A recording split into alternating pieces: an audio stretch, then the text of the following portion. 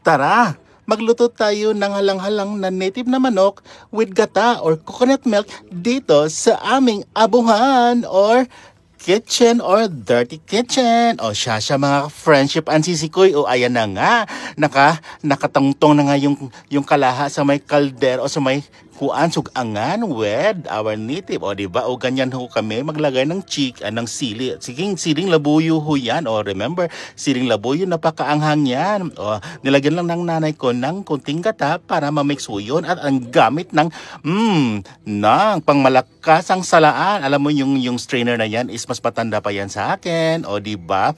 O welcome to our dirty kitchen with our suga.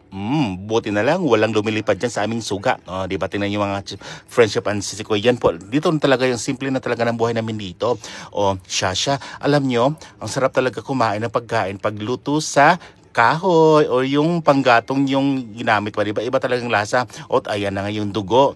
Storytelling. Alam niyo mga friendship, yung dugo na yan sa manok, pag naluluto na yan, nako, palagi kami nag-uunahan yan, yung mga kapatid ko, lalo na yung isang lalaking kapatid ko, yung matanda kong kapatid, nako, paborito niya, pero paborito din namin lahat yan, kaya nag-uunahan kami.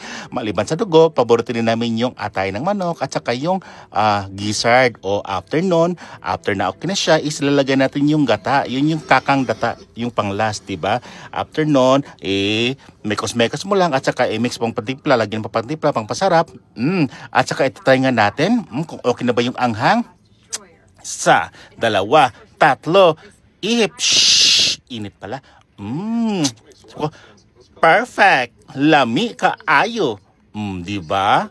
Tama lang yung anghang. Pero ang kapatid ko sabi niya, hindi manghang sa'yo pero sa akin manghang. At ayun, kumuha na nga kunta ng isang manok para tingnan ko or malambot na ba. Sabi ko, perfect na. Pwede na tayong kakain kasi gutom na po ko. O ayan na nga. O diba, ang sarap talaga pag native chicken. Kayo mga ka-friendship, ganito din ba kayo magluto ng halang-halang na manok?